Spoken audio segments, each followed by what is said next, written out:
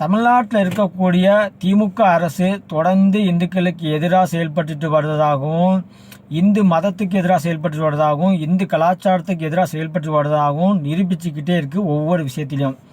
இப்போ கூட பார்த்தீங்கன்னா தமிழ்நாட்டில் இருக்கக்கூடிய கோவில்களுக்குன்னு புதிய விதிகளை ஒன்று வெளியிட்டிருக்குது தமிழ்நாடு அரசு. அதுவும் இந்த 1ஆம் தேதியிலேருந்து இந்த விதிகள்லாம் அமலுக்கு வந்துள்ளதாக உயர்நீதிமன்றத்தில் திமுக அரசு தெரிவிச்சிருக்குது. அதாவது என்ன விதிகள் அப்படின்னா, தமிழ்நாட்டில் கோயில்கள்லாம் இருக்கலாம், அந்த கோயிலுக்குன்னு ஏராளமான நிலங்கள் இருக்குது. அந்த நிலங்கள்லாம் பார்த்தீங்கன்னா இதுக்கு முன்னாடி என்ன பண்ணிட்டு இருப்போம் அப்படின்னா, குத்தகைக்கு மட்டும்தான் விட்டுட்டு இருந்தோம் அந்த நிலங்களை. ஆனால் இனிமேல் அந்த நிலங்களை விற்பனை பண்ணலாம், பரிமாற்றம் பண்ணலாம். அந்த நிலங்களை யாருனாலும் வாங்கலாம், யாருனாலும் விற்கலாம். அந்த நிலங்களை பார்த்தீங்கன்னா எடுத்துக்கிட்டு அவங்க பார்த்தீங்கன்னா இன்னும் நிலத்தை கொடுக்கலாம் அதுக்கு அந்த கோயில்களுக்கு. இப்படின்னு புதிய விதிகளை பார்த்தீங்கன்னா இப்போ தமிழ்நாடு அரசு வெளியிட்டிருக்குது. இந்த 1ஆம் தேதியிலேருந்து இதில் பார்த்தீங்கன்னா ரொம்ப மிகப்பெரிய ஆபத்து இந்து கோயில்களுக்கு இப்போ வந்திருக்குது. இது இந்து கோயில்களை அழிக்கக்கூடிய ஒரு செயலில் பார்த்தீங்கன்னா ஈடுபட்டிருக்குது இந்த திமுக அரசு. ஏன்னா இங்கே குத்தகை என்பது வழக்கமாக இருக்கக்கூடிய அதில் எந்த பெரிய சிக்கலுமே கிடையாது.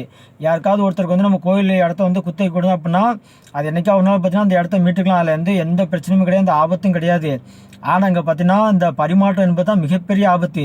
அதாவது பரிமாற்றம் என்றால் என்னென்னா, ஒரு கோவில் நிலத்தை பார்த்தீங்கன்னா யாருக்காவது ஒருத்தர் கொடுத்துட்டு அவங்க பார்த்தீங்கன்னா அதுக்கு படுதான் அவங்க இன்னொரு லேண்ட் வச்சுருப்பாங்க. அந்த லேண்டை கோவிலுக்கு பார்த்தீங்கன்னா எழுதி வச்சுருவாங்க. இதுதான் பார்த்தீங்கன்னா பரிமாற்றம். இது மிகப்பெரிய மோசடிக்கு பார்த்தீங்கன்னா வழிவகுக்கும். அதாவது இப்போ சென்னையில் இருக்கணுங்க, சென்னையோ பார்த்தீங்கன்னா ஒரு மதுரையும் இருக்கணுங்க, அங்கெல்லாம் பல 100 கோடி மதிப்பில் ஒரு கோவில் லேண்ட் இருக்கணுங்க. அந்த லேண்டை நான் வச்சுக்கிட்டேன்.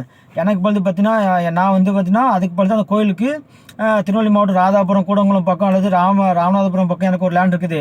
அந்த லேண்டை கோயில்களுக்கு நான் கொடுக்கேன் அப்படின்னு சொன்னானுங்க. அது எவ்வளோ பெரிய ஆபத்து, எவ்வளோ பெரிய மோசடி பாருங்க. இப்போ சிட்டிக்குள்ளே இருக்கும் அந்த கோயில் லேண்டு, பல 100 கோடி மதிப்புள்ள லேண்டு, முக்கியமான லேண்டு. அந்த லேண்டை எடுத்துகிட்டு தண்ணியே இல்லாத காட்டுக்குள்ளே ஆளே போகாத பார்த்தீங்கன்னா இடத்துக்குள்ளே அந்த இருக்கக்கூடிய லேண்டை கோயிலுக்கு கொடுக்குறது எவ்வளோ பெரிய மோசடி. இதை தான் பார்த்தீங்கன்னா பரிமாற்றணும் அப்படிங்கிற பேரில் கொண்டு வந்திருக்கானோ. இனிமேல் கோவில் லேண்டை எடுத்துகிட்டு நீங்கள் அதுக்கு பதிலாக இன்னொரு லேண்டை நீங்கள் கொடுத்துக்கலாம் கோயிலுக்கு அப்படின்னு கவனம் பாருங்கள். அதை விட ஆபத்து என்ன, விற்பனை என்பது இன்னும் ஆபத்து. அரசாங்கம் எப்படி இந்து கோயிலோட நிலத்தெல்லாம் விற்கணும் எனக்கு தெரியல. இதுக்கு முன்னாடி கோயில் நிலத்தை விற்கிறது வாங்குறது எதுவுமே கிடையாது. ஆனால் இப்போ பார்த்தா கோயிலாண்ட விற்கலாம் அப்படின்னு பார்த்தீங்கன்னா ஒரு திருத்தம் பண்ணியிருக்காங்க. அந்த உரிமை எப்படி வந்துன்னு எனக்கு தெரியல. இது சாதாரண அறிவிப்பு இல்லைங்க. இந்து கோவில் நிலங்களை எல்லாம் அழித்து கோவிலை அழிக்கும் முயற்சிகளில் ஒன்று இது. அதாவது பெரிய மரத்தை வெட்டணும் வைங்களேன். ஃபஸ்ட்டு மரத்தெல்லாம் டேரெக்டாக வெட்ட முடியாது. அது பார்த்தீங்கன்னா அவ்வளோ சீக்கிரம் சாயாது. ஃபஸ்ட்டு மெல்ல மெல்ல பக்க வேரெல்லாம் வெட்டணும். வெட்டிட்டு தான் பார்த்தீங்கன்னா அதுக்கப்புறம் ஆணி வேற வெட்டணும். அப்போ தான் அந்த மரம் கீழே விழும். அதே வேலை தான் இந்த தமிழ்நாடு அரசு இந்த கோயில்கள் விஷயத்தை பண்ணிட்டு கிடக்குது. இந்த விவகாரம் எனக்கு தெரிஞ்சு பார்த்தீங்கன்னா சென்னையில் ஒரு கோவில் லேண்டை ஆக்கிரமிச்ச ஒரு வழக்கில் தான் பண்ணியிருப்பான்னு நினைக்கிறேன். ஏன்னா சென்னையில் பழைய மாமல்லபுரம் சாலையில் திருப்பூர் கந்தசாமி கோயில்னு ஒரு கோயில் இருக்குது, எல்லாருக்குமே தெரியும். அந்த கோயிலுக்கு சொந்தமான நிலத்தில் ஒரு தனியார் கல்லூரி செயல்பட்டு வந்து எல்லாருக்குமே தெரியும்.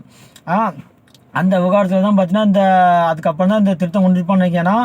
இந்த கல்லூரி கோயில் நிலத்தை நாங்கள் வைத்துக்கிறோம், வேறு நிலம் அதுக்கு போல தாரம் அப்படின்னு சமரசம் பேசியிருப்பான்னு நினைக்கிறேன். அதுக்கப்புறம் தான் பார்த்தீங்கன்னா இந்த அரசு ஒரு விதிமுறையை பார்த்தீங்கன்னா தமிழ்நாடு அரசு அறிவிச்சிருக்குன்னு எனக்கு தெரிஞ்சு தோணுது. உண்மையிலே இது ஒரு மிகப்பெரிய மோசடிங்க. கோவில் நிலத்தை ஆக்கிரமித்த கல்லூரியை விரட்டி அந்த நிலத்தை மீட்க வேண்டுமே தவிர இப்படி பரிமாற்றம் அப்புறம் பார்த்தா விற்பனை விதி திருத்தம் கொண்டு செய்தெல்லாம் சரியே கிடையாது. கோவில் நிலத்தை மீட்க சட்டத்தை பார்த்தீங்கன்னா திருத்த சொன்னால் பரிமாற்றம் விற்பனை மொத்தமாக விதிகளை அளித்திருப்பது சரியே கிடையாது. இது இந்து கோவில் சொத்துக்களை அழிக்கும் ஆபத்தான முயற்சி. இது பற்றி இந்து அமைப்புகள் மேல்முறையீடு செய்து கோவிலை காப்பார்கள் என நம்புவோம். இன்னும் 3 மாதம் எலெக்ஷன் வரைக்கும் பார்த்தீங்கன்னா இந்த மாதிரியான பெரும் அட்டகாசங்கள் செய்வார்கள் இந்த திராவிட கட்சிக்காரர்கள்.